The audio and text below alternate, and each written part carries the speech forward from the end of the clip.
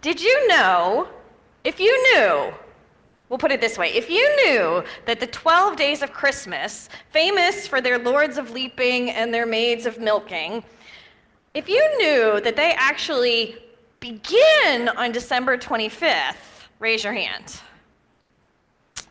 Yeah. See? I often forget this, but that's how it actually works. The 12 days of Christmas, and that song that goes along with it, actually start on December 25th. That means those 12 days actually end on January 6th, which was yesterday. And that is typically the time when people take their Christmas trees down at the end of the 12 days of Christmas. Did you know that? So if you took yours down already, you might have been a little bit early, but that's okay. We'll forgive you. The 12th day of Christmas is also called the Feast of the Epiphany by Catholics and Protestants.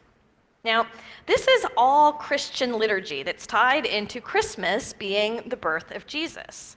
The Feast of the Epiphany is when Christians celebrate the revelation, the learning that God took form as a human being in the baby Jesus. The old story says that the Magi arrived in Bethlehem carrying with them gifts of gold, frankincense, and myrrh, like that song we sang earlier, right?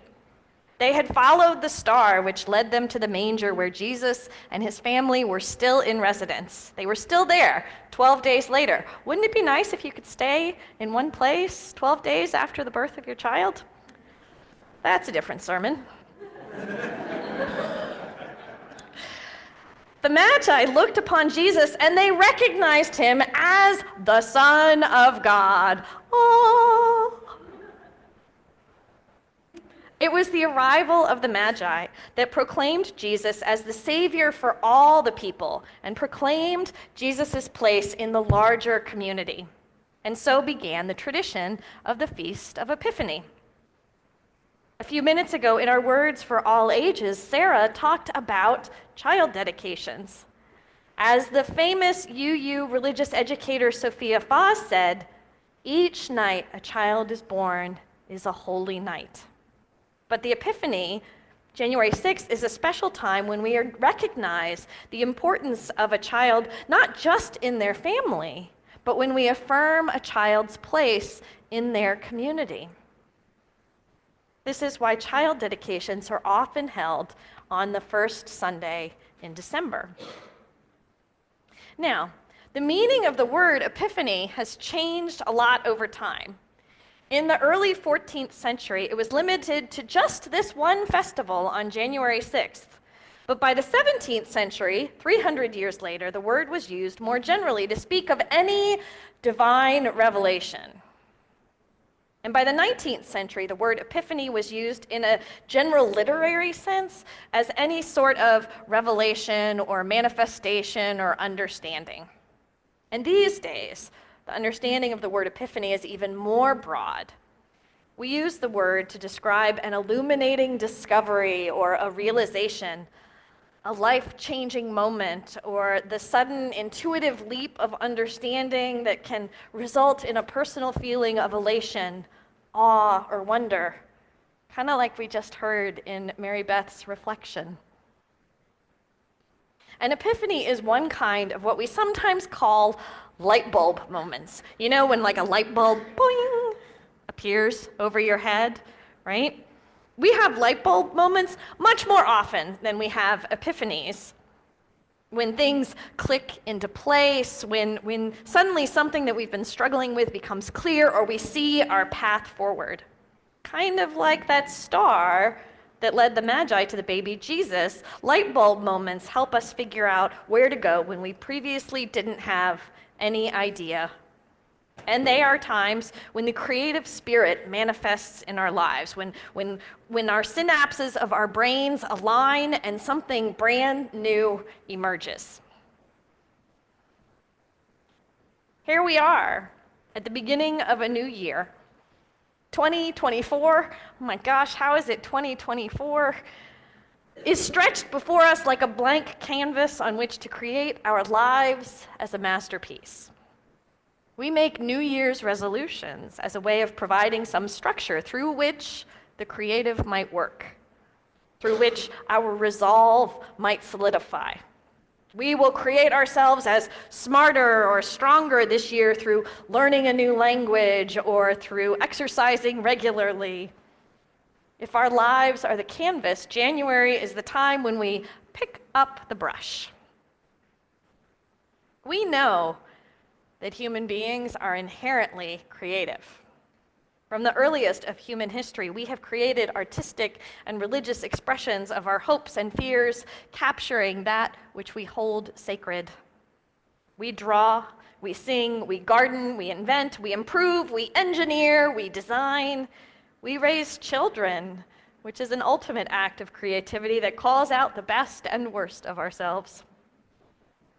We love, we make goals and resolutions, we live our lives. All of this is an expression of our power to create. But creativity is not what makes us human. We know other animals are creative. Can you name some animals that are creative? Birds, chimpanzees. Say that again. I can't hear. Beavers, right. Ravens, elephants. Owls, octopus, right? Dolphins. Yeah, lots of animals are creative, right? So our creativity isn't what makes us human, but it is a core piece of what it means to be human. As theologian and philosopher and Unitarian historian Charles Hartshorne wrote, "To be is to create." Now, when we each bring our own individual creative spirits in the form of ideas, opinions, history, experiences, when we bring our creative experience into a conversation with another person, we create a sort of creative interchange. We enhance what business consultants call as the shared pool of meaning. Shared pool of meaning. We bring all this stuff together and we make something bigger and better than what we had before. This means that more information and more creativity is available to everyone involved than would be present in one person alone. So for example, like if you're in Minecraft or Roblox, when other people check out your build and each other's builds and make comments and share ideas on new ways to create, that is deepening the shared pool of meaning. And as we deepen the shared pool of meaning, we have the ability to make better decisions. Our collective and individual creative power increases. This is why it's so important for people with diverse backgrounds and life experiences to be contributing to this shared pool of meaning, right? So that we have so many different experiences in there. Okay, so this is where I get a little bit technical, theological actually. These ideas that to be is to create and that creative interchange increases our capacity for individual creativity, these ideas are at the core of what is called process theology. How many of you have heard of process theology? Do you see Sarah's doing a little dance over here? She's so excited right now. Thank you, Sarah. Okay, so there are many different forms of theology. I learned a whole bunch of them in seminary. But process theology is unique among them, and it really is one of my favorites. It was originally formulated by a mathematician and philosopher named Alfred North Whitehead. And his student, Charles Hartshorne, who I mentioned a few minutes ago, who was a Unitarian, and their colleague, somebody named Henry Nelson Wyman, who was first ordained as a Presbyterian minister, but who later became a Unitarian minister. So process theology is really ours. It's where our Unitarian Universalist faith have really interacted with our understandings of how we make sense of the universe. Process theology doesn't see the divine God as an entity or as a being, but instead sees the divine as the creative process itself. Think about that. God not as a person or a thing or an entity, but as that creative impulse, that creative experience. Wyman's concept of creative interchange was a way of integrating diverse perspectives so that people could understand each other, learn from each other, be corrected by each other, form community with each other, and ultimately live in peace with each other.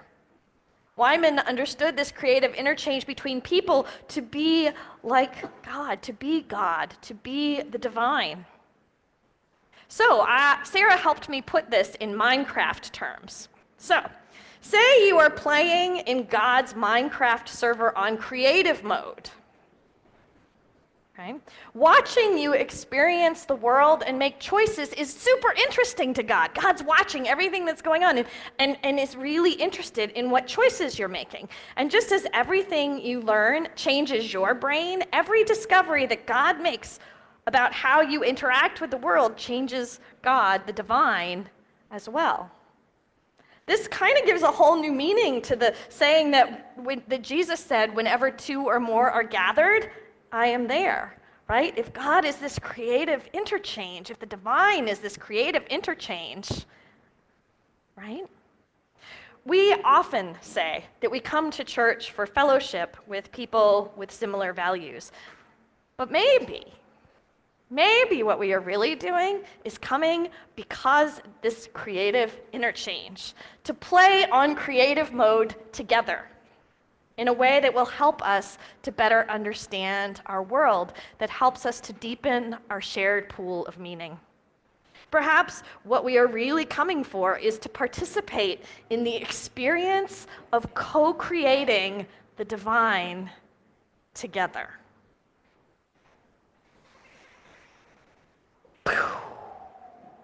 Right? Can you imagine that what we're doing is co-creating God together right now? That's so exciting to me. This is a radically different way of looking at God, and it makes it absolutely impossible to talk about the divine as anything separate from humankind. God, the divine, as a process, not an entity. God, the divine, as creative interchange when we create and co-create together. This theory of the divine as a process was radical for me. It was an epiphany that allowed me to reclaim the use of the word God. So now when you hear me talk about God, that's what I'm talking about, is that creativity. It was a life-changing moment for me, not altogether unlike that of the Magi, who followed a star in order to gaze at a babe, not because that babe was anything other than human, but instead because that babe represented God itself, God as the creative force and potential that is inherent in all of us. When you hear me talk about God, this is what I am talking about, the creative interchange that fills me with awe and with wonder, and a little bit of excitement too. Epiphanies, light bulb moments, creative interchange, God, the divine, and then back again.